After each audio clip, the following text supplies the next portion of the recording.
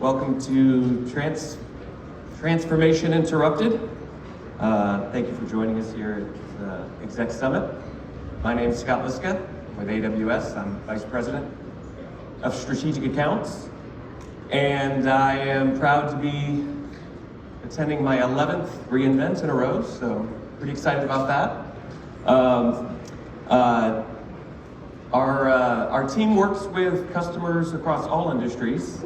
We have representatives of 2 industries here today, and our industry customers are increasingly asking us to understand their business, understand their vocabulary, understand their use cases and their business objectives. So AWS is very committed to this, and we have invested heavily in industry-focused teams out in the field working with our customers. We focus on our customers' business outcomes, like digital transformation, building new products, new solutions with our customers, and to modernize their transformations and their journeys in the cloud, which with the objective of innovation and more agility in their business. So with that, I'll hand it over to you, Bonnie, for an introduction. Yeah, thanks for having me. I love what Scott was talking about around having AWS kind of bend to the businesses of their customers, and I think we're a prime example of that. So I'm responsible for IT at Duke Energy. For those who don't know who Duke is, we're the largest energy electric grid in the nation. We're in the mid to southeast, about 8 million and 2 customers on the electric grid, 1.6 million on the gas grid.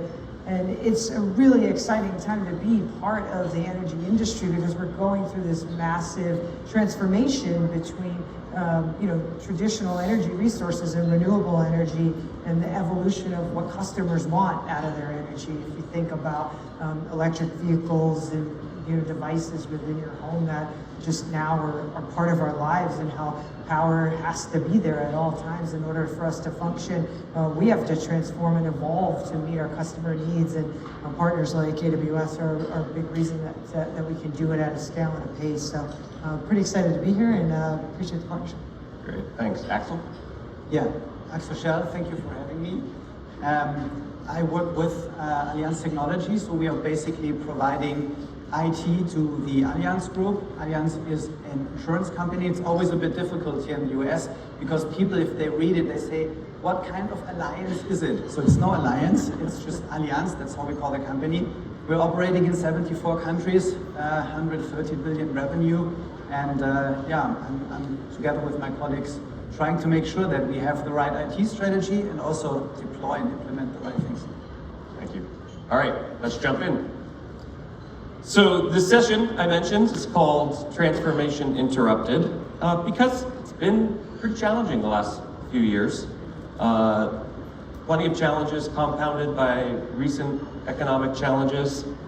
It could be considered reasonable to dial things back, be a bit more conservative, maybe delay some transformation efforts. But that's not what we're hearing from many customers. We're actually hearing that now is an ideal time to embark on these transformations. And Axel, starting with you, why is it so important now for Allianz to undertake large transformation initiatives? So I think we have observed the industry a bit, and there are a couple of emerging trends that are relevant for many industries. We start with a true belief in the platform game. So we are trying really to implement platforms in the Allianz. And those platforms enable us and provide lots of features. In the past, companies always started with the IT platform first, and then business and processes were impacted a bit. So the way how we want to do it is we start with products, we follow with processes, and then we can implement also the proper IT platform. And it's a bit of a change compared to the past where you talked a lot about IT. It's actually starting with the business, and the business then drives IT. When it comes to innovation, I think also times have changed. In the past, it was a lot about the large ones eat the small ones. Currently, it's more like the fast ones eat the slow ones. So innovation will be key. And if you look, for example, at a company valuation, if you go in and undergo an M&A activity, there are lots of brilliant financial KPIs companies look at, but what is vastly underestimated is really, from my point of view, are two KPIs. The first KPI is the time to implement. So how long does it take you to implement something? And even more important, a KPI which is around innovation. So how quickly can you innovate? That's, from my point of view, one of the most important KPIs. And in order to get there, you need to have a lot of things in place. You need to have the right culture. You need to maybe work agile. That's what we truly believe in. You need, of course, also cloud, for example. If you want to deploy stuff, you don't want to measure deployments in months and weeks. You want to actually have a different KPI, which is hopefully ours. So cloud will play a key role in that innovation as well. But also you turn away from having, I'm the chief innovation officer person who knows everything and can foresee the future and knows exactly what's going to happen, and move that into a world where teams decentrally start to innovate. We, for example, have developed an Alexa skill that has never been on any roadmap of any executive or anything. Just were 2 or 3 employees who came up with an idea and then more or less started to implement it in the team. And that's the way how we see innovation happening.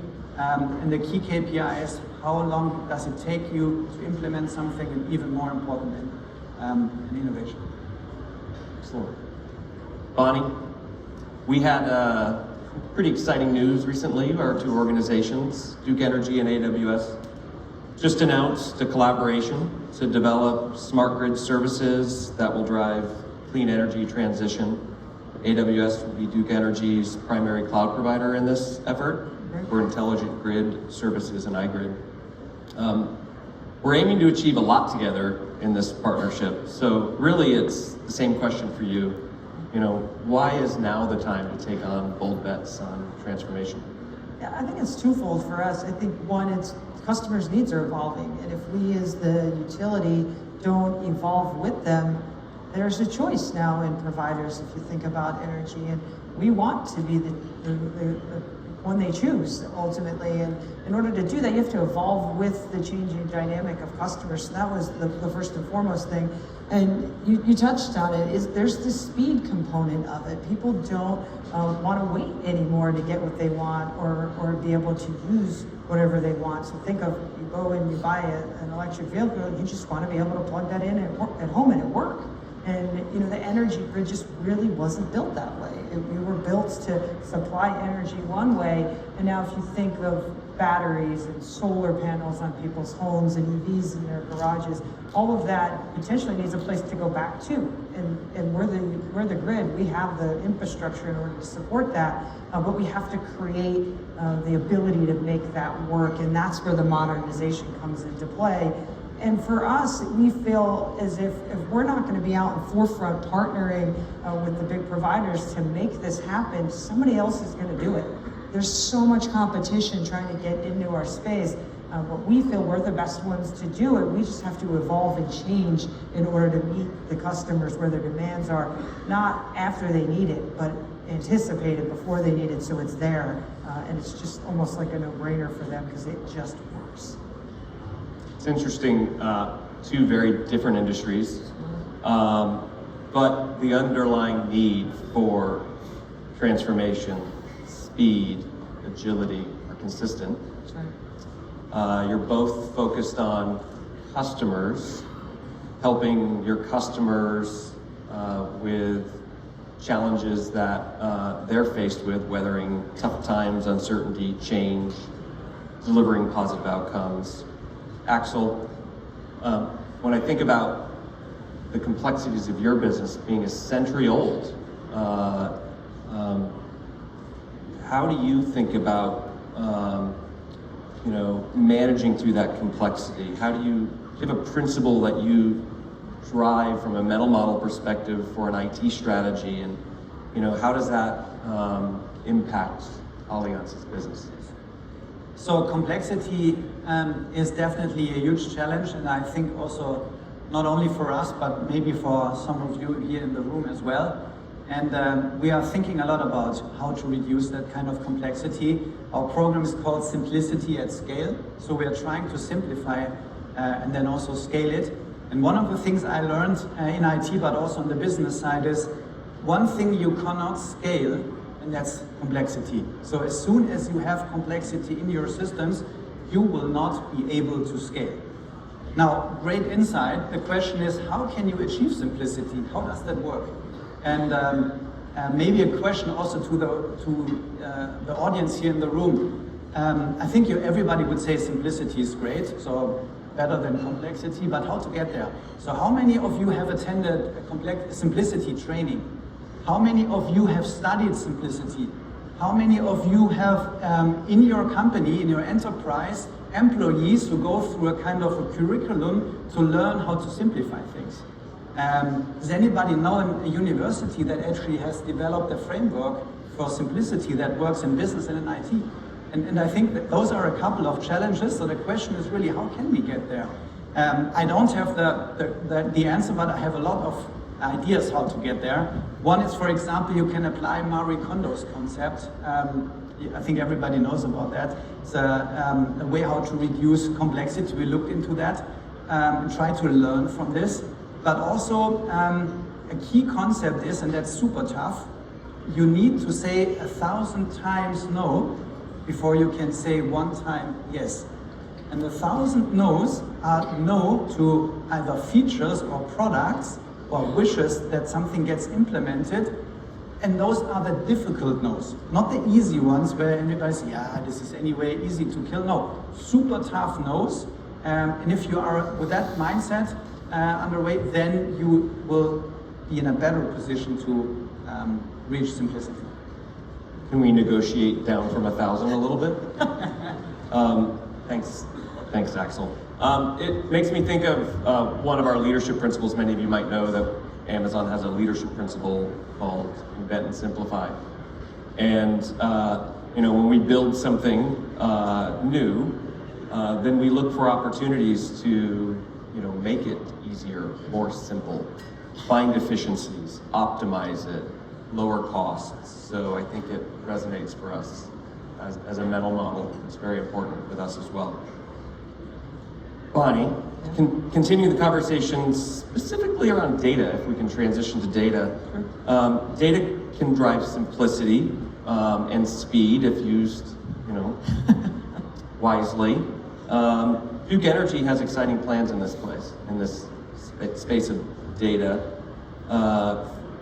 based on a future of clean energy and sustainable grid. What is the role of data in accelerating to that transition in the future? Yeah, I would say it's foundational. It's fundamental to the entire transformation that we're trying to make. I think the interesting thing about data, and we probably all can agree, it can be overwhelming. And not only overwhelming, it can be inaccurate. And those two things put together could be dangerous if not done the right way. And so as we think about the energy transition that we're on, moving to more clean energy and away from coal, being able to understand our data and make sure that it's accurate is almost foundational to the ability for us to deliver on the energy transition. So a part of the suite of tools that we built that we're partnering with AWS around is to understand where the data is at, obtain it, make sure it's correct, and then map it out to where that information is going to be used across our service territories. So think meter usage or usage data, and that will then allow us to forecast where the biggest demand's going to be from a population perspective, or for whether it's a company that wants to build their distribution center and have an entire fleet of EV vehicles, to the person who just wants to plug in their car in their garage and charge it. That ability to forecast what that's going to look like is all foundational to the data that we have. Right? Not only the data that we obtain, but how do we create the models to see what it's going to look like in the future, and then ultimately use that to let us plan appropriately so that we're spending money wisely and we're building infrastructure where we need it to be before the customer needs it, right? So anticipating the customer's needs before they get there. And I feel like that's the fundamental piece, and we've heard a lot about it today in many different avenues around the data's driving everything that we're doing, and I would say we're no different there. It's how do you harness the power of that and get it to a point where it's good enough, where you can trust the outcome of what it's telling you. Great. So we've addressed, I think, some important points on why an organization should continue to press forward with speed on transformation, and shared some strategies to help organizations be successful through those transformations. So when you think about if you look forward a few years, 3 to 5 years, what are the key trends that should be top of mind for your organization and others? Let's start with Bonnie. There's so many out there, and the interesting thing about trends is you don't want to get too caught up with a trend and then have to get off that trend bus and go to the next one. But I think for us, it's a couple of things. One, we want to be able to continue to innovate and build and develop things that are going to help us drive our clean energy transformation, but do so in a manner that is secure. Right? That's been a big topic that I've heard people talk about a lot in the 2 days that I've been here is you want to move faster, you want to move at a pace, but you have to do it recognizing that it's very important to secure your information, your data, and that's something that's foundational for us. So I think that trend's not going away. I think the threats that are out there are going to continue to just keep getting more and more sophisticated. You're going to have to stay one step ahead of that, and I think our ability to think about that and build that in right from the get-go and not make it an afterthought, I think is going to be a trend that's not going to go away anytime soon. Yeah. Axel, trends from your perspective? Yeah, I think that the key challenge is, like what Bonnie said, is how to identify the right trends. And I think companies have failed in the past to do that by just focusing on what is going to happen next year. Because it's always this incremental, 3% more, 5% faster, 7% less, whatever. So always this incremental thing. If you have a 3-year plan, your first year is stable, second year goes a bit down or up, whatever you look at, and then third year has a bit of a hockey stick effect. So the question is, how can you get out of this kind of circle? And the strategy is, how I call it, zoom in, zoom out. So what you actually do is you focus on the next 6 months, what you're trying to implement. You don't care about any trend, you just know what you have to do. So delivery is everything. And then in parallel, you trigger a discussion about zoom out, about the long-term planning. And that's more the 5, 6, 7 year thing. And that's the key revolutionary things that are going to happen, which is not the 3% more. It's like, in insurance, for example, what would happen if somebody would implement or come up with a kind of a blue pill that people would take and they don't have any risk feelings anymore, so they're completely risk averse. So that means they don't need any insurance anymore and no IT. What would that do? So more this kind of radical thinking, that's zoom out, and then you more or less come closer to the trends and you don't fall into this trap of, I'm just thinking everything will be 5 or 10% faster. Plus exponential growth is also something that is still, even after COVID, not understood everywhere. All of the relevant technologies that are on this kind of exponential curves are just growing so quickly that you can even not think of how that is going to work. I think that's something we need to take care of. And then all of the trends, of course, you could name now 20, and you know all of them from all of the sales pitches, so I will not do that now. So thank you both for joining us today. Digital transformation on AWS is a building block for industries, and enabling that these building blocks will enable industries to transform with agility and resilience, and provide the ability to grow when facing challenges that we're faced with today. So we've heard about the value of simplicity and how streamlined IT strategy and a mental model can save time, money, and improve services delivered. AWS is helping customers across multiple industries. We've heard 2 today, but the same can be discussed in financial services and auto and healthcare, life sciences as well, focusing on solving specific industry challenges to recognize faster time to value. We also talked about security, the importance of security, in the importance that it allows for that speed and agility. Without security, you can't move with the pace that you'd like in that transformation.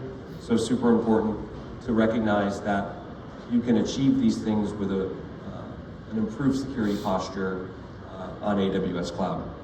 So with that, I think we're at time, and we'd like to thank you all for attending Exec Summit at AWS reInvent.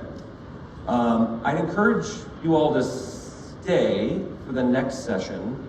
We'll have Max Peterson from our public sector business come on stage with a very special guest. We have the opportunity to speak with the Vice Prime Minister of Digital Transformation from Ukraine. He'll be coming on with Max to have what I would believe a very insightful and timely conversation. So with that, thank you. Enjoy reInvent and Exec Summit. Have a great day.